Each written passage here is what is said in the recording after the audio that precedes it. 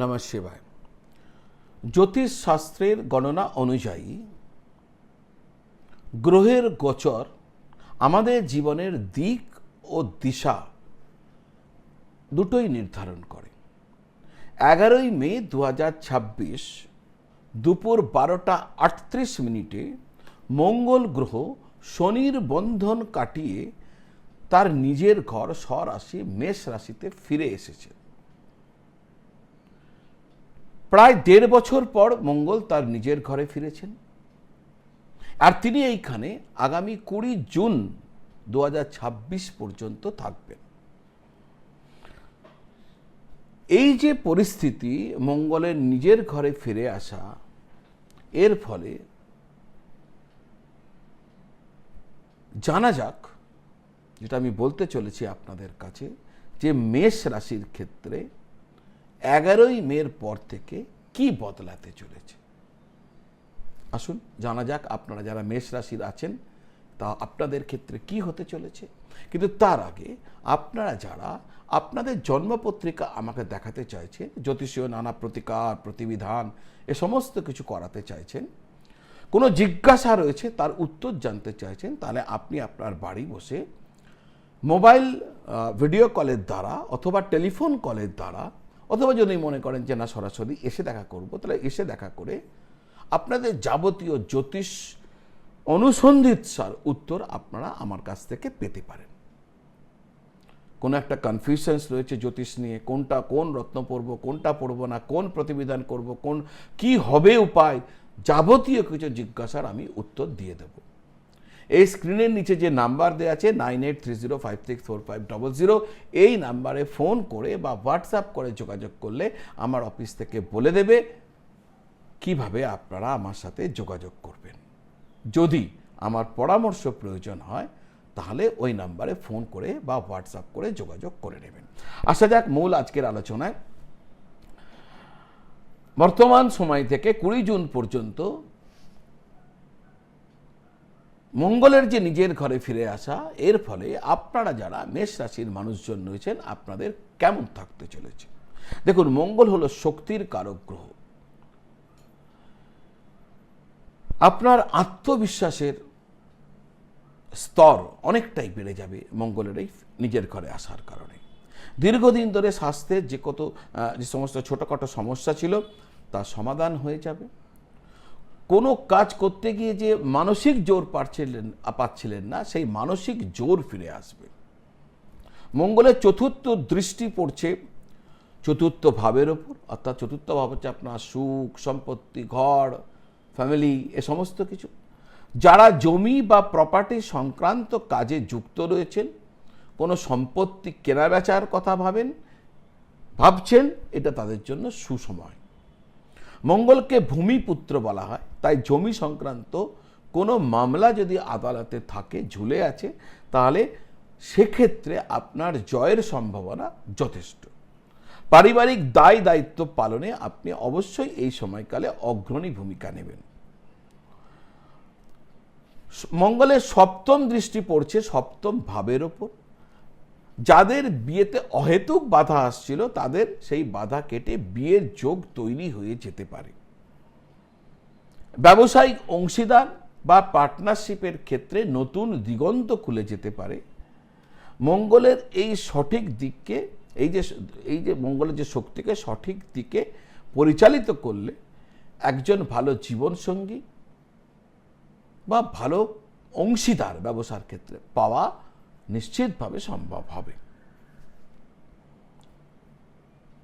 ভিডিওর আমরা শেষ অংশে আপনাকে নিশ্চিতভাবে একটা প্রতিকার বলবো, মঙ্গলের প্রতিকার, যার জন্য কোনো পয়সা খরচা হবে না। সেটা আপনাকে, আপনার মঙ্গল ভালোই থাকুক বা খারাপই থাকুক, আপনাকে সাহায্য করবে। কিন্তু সেই পর্বে যাবার আগে আমি আপনাদেরকে অনুরোধ করব, আমার এই চ্যানেলটি আপনারা দেখেন কিন্তু শেষ পর্যন্ত হয়তো ভুলে যান সাবস্ক্রাইব করতে। আমি প্রত্যেক দিন আপনাদের জন্য ভিডিও আনি। আমার এই যে পরিশ্রম, আমার এই যে প্রয়াস যদি আপনাদের ভালো লাগে, ঠিকঠাক লাগে, তাহলে আমার একটি বিনম্র নিবেদন, চ্যানেলটি সাবস্ক্রাইব করে বেল আইকন প্রেস করে দেবেন। আমার প্রত্যেকটি ভিডিও আপনার কাছে পৌঁছতে থাকবে। প্রতিকার কি করবেন? দেখুন, মঙ্গলের জন্য বেস্ট প্রতিকার হচ্ছে হনুমানজি শরণাপন্ন হওয়া। হনুমান চালিসা প্রত্যেক দিন পাঠ করুন, একদম নির্দিষ্ট সময়ে। আচ্ছা, হনুমান চালিসা পাঠ করারও কিন্তু বিধি রয়েছে। প্রচুর মানুষ হনুমান চালিসা পাঠ করেন আর ভুলভাবে পাঠ করেন, আর দিনের শেষে বলেন, কই আমার হনুমান চালিসা পাঠ করতে কোনো লাভ হলো না। আজকে আমি আপনাদের সামনে এই তথ্যটা রেখে দিচ্ছি, যাতে আপনাদের ক্ষেত্রে এই ভুলটা না হয়। প্রথম কাজ হচ্ছে, একটা নির্দিষ্ট সময়ে আপনাকে বেছে নিতে হবে যখন আপনি হনুমান চালিসা পাঠ করবেন, আর সেই সময় প্রত্যেক দিন একই থাকবে। সকাল 7টা তো সকাল 7টা, রাত 8টা তো রাত 8টা, রাত 10টা তো রাত 10টা, মানে টাইম একই থাকবে। ভগবান রামচন্দ্রের একটি ছবি রাখবেন আর হনুমানজির একটি ছবি রাখবেন। শুরুতে যখন পাঠ করবেন তার আগে ভগবান রামচন্দ্রকে প্রণাম করে নেবেন। জয় রাম জয় রাম জয় জয় রাম বেশ কিছুক্ষণ বলে প্রণাম করে নিন। তারপর হনুমান চালিসা পাঠ করুন। হনুমান চালিসা পরপর 3 বার পাঠ করবেন।